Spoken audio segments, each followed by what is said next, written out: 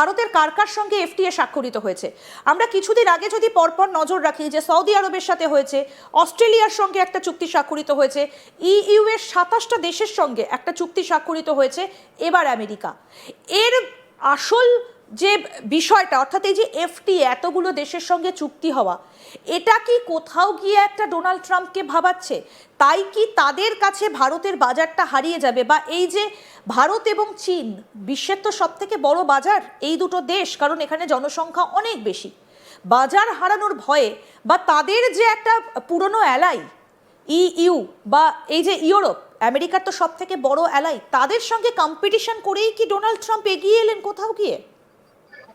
আমি একটা সহজ কথা আপনাকে বলছি, জল যেদিক দিয়ে যাচ্ছে তেলও সেদিকে বয়। জল আর তেলের মুভমেন্টটাকে গ্লোবাল ম্যাপে যদি দেখেন তাহলে বুঝতে পারবেন ভারতের এই ট্রিটি গুলো কেন ইম্পর্টেন্ট, কেন অস্ট্রেলিয়া ইজ ইম্পর্টেন্ট, কেন আজকে চাইনিজ রিলেশনশিপ ইজ ইম্পর্টেন্ট। আমরা কিছু বছর আগে দেখেছিলাম একটা মেরিটাইম ওয়েলফেয়ার নিয়ে একটা গোটা এনার্জি উইক কাটিয়েছিল। কেন করেছিল?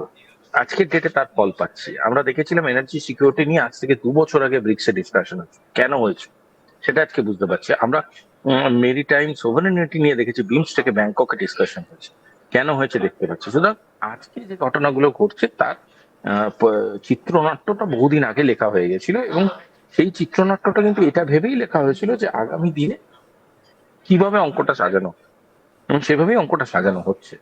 এবং তার জন্য বলা যেতে পারে আজকের ডেটে একটু ওয়েট করুন, আগামী 6-8 মাস বাদে হয়তো এমন বহু রকমের ঘটনা ভারত ঘটাবে যেটা সবাইকে অবাক করবে।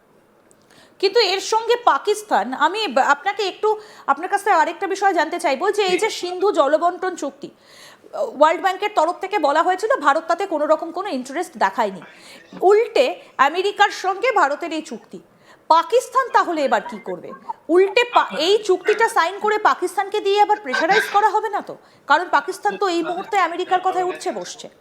দেখুন, একটা বড় রাষ্ট্রীয় চ্যানেল, আপনারা সিরিয়াস ডিসকাশনের মধ্যে দিয়ে লিপ্ত হলে আমরা ভালো লাগবে।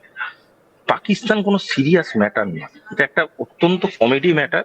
এবং আপনাকে আমি বলি, ওদের দেশের একটা ভিডিও ভাইরাল হয়েছে 2-3-4 দিন আগে।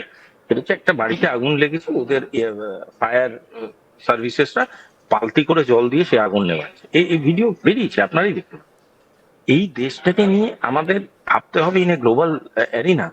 পাকিস্তান, আমি আপনাকে বলে দিচ্ছি, পাকিস্তানের নিজের দেশের মানুষই পাকিস্তানকে শেষ করে দেবে। দুটো মহিলা কমান্ডো অফিসার অফ আফগানিস্তান, তারা অ্যাটাক ড্রাফট করে পাকিস্তানের 38 জন সৈন্যবাহিনীর লোককে মেরে ফেলেছে। আপনি এই দেশটাকে নিয়ে আমাদের ভাবতে হবে, আমাদের ভাবার কোনো প্রয়োজনীয়তা আছে?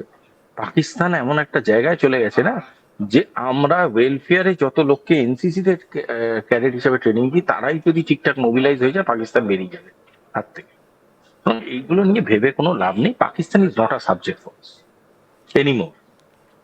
একদম, মানে অত্যন্ত তাৎপর্যপূর্ণ এই মুহূর্তে দাঁড়িয়ে ভারতের চুক্তি এবং তার আশপাশে প্রতিবেশী দেশ। অনেক ধন্যবাদ শুভাশিস বাবু, আপনাকে অনেক ধন্যবাদ।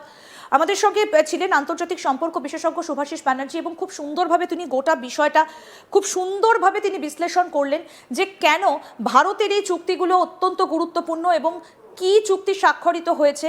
যদিও একটা বিষয় অত্যন্ত স্পষ্ট, যে ডোনাল্ড ট্রাম্প তিনি মধ্যরাতে এই চুক্তিটা স্বাক্ষরিত করেছেন এবং তিনি পুরো বিষয়টা তুলে ধরেছেন। তিনি বলেছেন যে ভারতের সঙ্গে এই চুক্তিগুলো স্বাক্ষরিত হলো এবং ভারতের সঙ্গে সম্পর্ক স্থাপনের জন্য তিনি বেশি আগ্রহী। ট্যারিফটা যেটা 25, ডোনাল্ড ট্রাম্প আসার আগে সেটা ভারত আর আমেরিকার এই যে ট্যারিফটা, সেটা অত্যন্ত কম ছিল, 2-3% সেই ট্যারিফটা ছিল। সেটা বেড়ে হলো 25% এবং তারপর সেটাকে আরও বাড়িয়ে 50%, এবং এমনও কথা বলা হয়েছিল যে সেটা যেন 100% করে দেওয়া হবে ভারত যদি কথা না শোনে।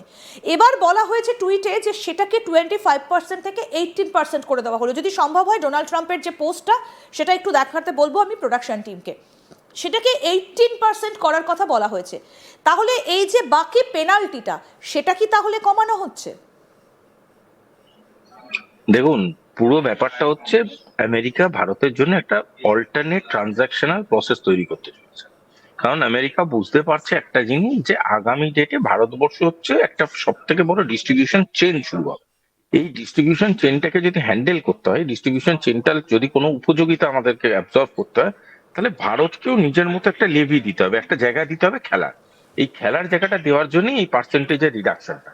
দ্বিতীয় জিনিস হচ্ছে ভারতবর্ষের ব্যাপারে যে ক্লেম গুলো করেছেন যে রাশিয়া থেকে আর তেল নেবে না বলেছে বা এই ধরনের, এইগুলো বেসলেস ক্লেম। এই ধরনের কোনো কথা ভারতবর্ষ বলেনি। এটা উনি বলতে চাইছে উনার ভোট ব্যাংকের জন্য, সেটা উনার হেডেক, আর কারো কোনো হেডেক। দ্বিতীয় জিনিসটা হচ্ছে, কারণ ভারতবর্ষ যে নেবে কি নেবে না 6 মাস বাদেই বোঝা যাবে, যখন ভারতবর্ষের নিজের অডিট তৈরি হবে, বিভিন্ন দেশের থেকে কতটা কি নিয়েছে তাতেই প্রমাণিত হয়ে যাবে কে সত্যি বলছে কি মিথ্যে বলছে। তৃতীয় জিনিসটা যেটা বোঝার খুব প্রয়োজনীয়তা আছে, আজকে আমেরিকা যেভাবে এই ট্যারিফটা ভারতের জন্য কমালো, আমেরিকা ভারতের জন্য যে ফ্লেক্সিবিলিটিটা শুরু করে দিল, সেটা প্রমাণ করছে যে আমেরিকা কিন্তু আঁচ পেয়ে গেছে যে আজকের ডেটে ভারতবর্ষের যে গ্লোবাল ট্রানজিশনটা হচ্ছে সেটা কত ভয়ঙ্কর এবং কত পাওয়ারফুল। এই গ্লোবাল ট্রানজিশনটাকে মাথায় রেখেই আমেরিকা এটা বুঝে গেছে যে আগামী দিনে যখন ব্রিক্স প্রেসিডেন্সি আসবে, তখন যদি ওপেন ডিসকাস হয় ডিডলারাইজেশন, তখন কিন্তু আমেরিকার পিঠ বাঁচাবার জায়গা থাকবে না। তার জন্যই এই ধরনের কাজকর্ম করে ভারতকে one of the players two be in the team, এইভাবে ভাবার জন্যই এই গোটা রাশটা ঘটা। একদম। আমি আরেকটা বিষয় একটু জানতে চাইবো আপনার কাছে, সেটা হচ্ছে 4 তারিখ 4th ফেব্রুয়ারি অত্যন্ত গুরুত্বপূর্ণ, কারণ জয়শঙ্কর তিনি যাচ্ছেন ওয়াশিংটনে রেয়ার আর্থ মেটেরিয়াল যে বৈঠকটা হবে সেই বৈঠকে যোগ দিতে। তার আগে ভাগেই কি এফটিএ চুক্তিটা সেরে ফেলা হলো? এর পেছনে কি কোনো কৌশলগত কারণ রয়েছে? দেখুন, ভারতবর্ষের স্ট্র্যাটেজিস্টরা তো আর মানে ঘাস খেয়ে থাকে না। তারাও মানে আপনাদের মতনই দুপুরে ভাত ডালি খায়, সুতরাং তারা জানে যে কখন ঠিক কোন ঘুঁটিটা খেলতে হয়। এবং সব থেকে বড় কথা, রেয়ার আর্থ মেটেরিয়াল আগামী দিনের ওয়ার্ল্ড ইকোনমিকে তৈরি করবে। শুধু তাই নয়, নিউক্লিয়ার সায়েন্স বা নিউক্লিয়ার প্রজেকশন যেটা ভারতবর্ষ দেখিয়েছে, সেই নিউক্লিয়ার প্রজেকশনের মধ্যেও এই rare earth metal is a very important factor. এবং আগামী ডেটে দাঁড়িয়ে ভারতবর্ষ যেটা চেষ্টা করছে সেটা হচ্ছে ইলেকট্রিফিকেশনের যে একটা ট্রানজিশনাল মডেল, সেই ট্রানজিশনাল মডেলের জন্যও এই রেয়ার আর্থ প্রপার্টিটা খুব প্রয়োজনীয়। এবং এই জিনিসটা বোঝাটা খুব আবশ্যক যে if India tries to do something different, Donald Trump has to accept. এটা এরকম নয় যে উনি কোনো দয়া করছেন বা উনি কোনো একটা বিরাট মায়া করছেন আমাদের প্রতি, সেটা নয়। আমরা জানি আমরা কি চাইছি, এবং আমাদের সাথে যদি আপনি ঘোড়ায় চাপতে চান আপনি চাপবেন, নাহলে আপনি যেরকম গাধার পিঠে চেপে ঘুরে বেড়াচ্ছেন সেরকম ঘুরে বেড়ান, চুনকালি আপনার দেশের লোকই আপনার মুখে মাথায় হাঁকি। এখানে কি কোথাও গিয়ে একটা আমরা এসিও সামিটে যে ছবিটা দেখেছিলাম শুভাশিসবাবু, আপনার নিশ্চয়ই মনে আছে যে চীন, রাশিয়া এবং ভারত এক পোডিয়ামে একসঙ্গে হাত মেলাচ্ছে, যে ছবিটা অত্যন্ত রেয়ার এবং নতুন বিশ্বকে এই ছবিটা ভাবাচ্ছে। ভারতের সঙ্গে আমেরিকার এই চুক্তিটা হয়ে যাওয়া এবং বারবার করে ডোনাল্ড ট্রাম্পের এই যে বক্তব্যটা সামনে আসছে যে রাশিয়া থেকে ভারত আর তেল কিনবে না, ভেনেজুয়েলা এবং আমাদের থেকে নেবে, কোথাও গিয়ে কি ভারত রাশিয়ার সম্পর্কে একটা চির ধরানোর চেষ্টা